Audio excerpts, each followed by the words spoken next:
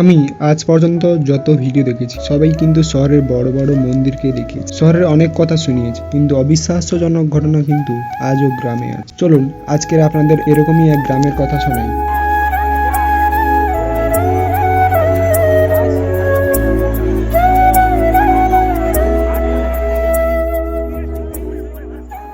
সালটা ছিল 1902। তখন এই গ্রামের মানুষের বসবাস প্রায় ছিল না বললেই চলে। এই গ্রামে যারা বাস করতেন তাদের অনেকেই রাজার বংশধর। পরপর দিন কাটছিল, আরও ঘনবসতি বাড়ল। এরই মাঝে ঘটল এক বিপদ, দেবী মাকে ভাগ করা। হ্যাঁ বন্ধুরা, ঠিকই। তখন গ্রামের মোড়ল ঠিক করলেন প্রত্যেক গ্রামকে একটা করে দেবীর মন্দির দিয়ে দেওয়া হবে। ঠিক সেই দিনের পর থেকেই শুরু হলো কান্নার আওয়াজ। রাত হলেই শোনা যায় কান্না এক মহিলা, যেন কেউ বসে বট গাছের গোড়ায় কান্নাকাটি করছে আর বলছে আমাকে ছেড়ে দাও। তারপর এই ঘটনা ছড়িয়ে পড়ল পুরো গ্রামে। গ্রামের মানুষরা তখন একটা সিদ্ধান্ত নিলেন, দেবী মাকে ভাগ করে নিলেও এখন আসল দেবী মা থাকবে এখানে, এবং এখানেই তার পূজা অর্চনা হবে। সেই থেকে দীর্ঘ 123 বছর ধরে এই জায়গায় শিবের জল তোলা থেকে শুরু করে দেবীর আরাধনা সব এক জায়গায়।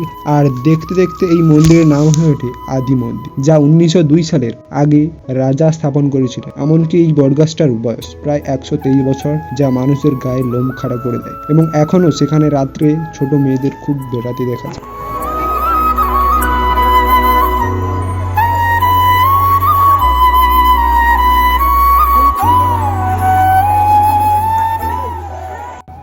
ঠিক এইভাবে বছরের পর বছর কেটে যাওয়া সত্ত্বেও আজও সেই গ্রামের মানুষ এখনও সেই শিবের জলতলা থেকে শুরু করে দেবীর আরাধনা পর্যন্ত গ্রামের এই মন্দিরে এসেই জল তোলে। দেখুন কত ভিড় হয়েছে। আমি আজ এইখানে চলে এসেছিলাম গ্রামের আদি মন্দিরের কাছে। তো এসেই দেখি শ্রাবণ মাসের প্রথম সোমবার ছিল ওই দিন। প্রচুর কাতারে কাতারে গ্রামের লোক এসেছিলো যে দেবীর আরাধনা করবে এবং দেবী মায়ের পুকুর থেকে জল তুলে নিয়ে যাবে, এবং এই বটগাছটার গড় থেকে সবাই একটা করে নিজের মানসিক বেঁধে দিয়ে যাবে। তো দেখুন এখানে এত লোকের ভিড় হয় যেখানে, যার জন্য মানুষ কলও বেঁধে দিয়েছে। এই সেই দেবীর জায়গা যেগুলোতে পুরো জঙ্গলের মতন সাজানো আছে। এখানে কিন্তু আজও মানুষ আসতে প্রচুর ভয় করে। শুধু শহরে বড় বড় মন্দিরে যে মানুষ জল ঢালতে যায় তা কিন্তু নয়। এই দিকে দেখুন কত ছোট ছোট ভাইরাও বড় বড় বাউঙ্ক নিয়ে জল আনতে এসে। এদিকে দেখুন কত মানুষ, অসংখ্য অসংখ্য মানুষ যারা কিন্তু জানে এই দেবীর মহিমা, যারা কিন্তু জানে এই গ্রামের মহিমা। বহু দূর দূরান্ত থেকে মানুষ এসেছে যারা কিন্তু জানে এই দেবীর আরাধনা।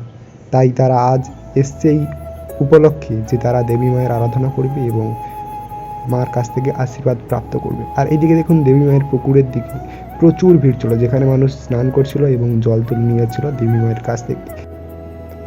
চারিদিকে দেখুন পুকুরের চারিদিক থেকে কিন্তু জল তুলছিল। আর এই সেই বট গাছ যেটার বয়স নাকি এখনো 123 বছর, গ্রামের মানুষরা যার কাছ থেকে জানা যায়। আর দেবীর পুকুরটার প্রায় ধরো 100 বছরের কাছাকাছি নাকি এই পুকুরে অনেক রাত্রে আওয়াজ হয়, এমনকি এই পুকুরে নামতে মানুষ ভয়ও পায়।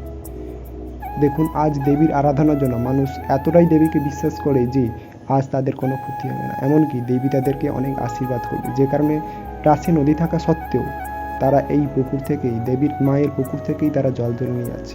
অসংখ্য অসংখ্য ছোট ছোট মেয়ে ভাই বোনেরা এই পুকুর থেকে জল তুলতে আসে, যারা কিন্তু শ্রাবণ মাসের পুরো দিনগুলোই সোমবারই তারা এই পুকুর থেকে জল তুলবে এবং বাবা ভোলেনাথের মাথায় এই জল নিয়ে গিয়ে ঢালবে। এমনকি এখানে যে গ্রামের মন্দিরগুলো আছে সেগুলোতেও কিন্তু মানুষ এসে এই জলগুলো ঢেলে দিয়ে যায়। এমনকি অনেকেই আসে যারা পুজো দিয়েও যায়, কারণ তারা জানে যে এই দেবীর মহিমা কী, তারা জানে যে এই দেবীর জাহির কতটা।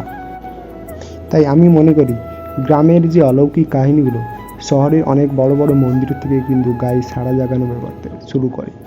এমনকি গ্রামের কিছু কিছু ঘটনাও ঘটে যায় যেগুলো কিন্তু খুবই অবাস্তব, যেগুলো আজও পর্যন্ত কোনো বিজ্ঞানীরা তার কোনো উত্তর বের করতে পারেনি।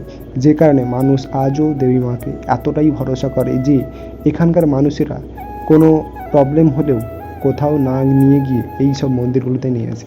আর এই সেই মন্দিরগুলো যেগুলো আগেকার দিনের মানুষেরা, আগেকার দিনের রাজারা স্থাপিত করেছিল, এই মন্দিরগুলো এখনও এই একই অবস্থা।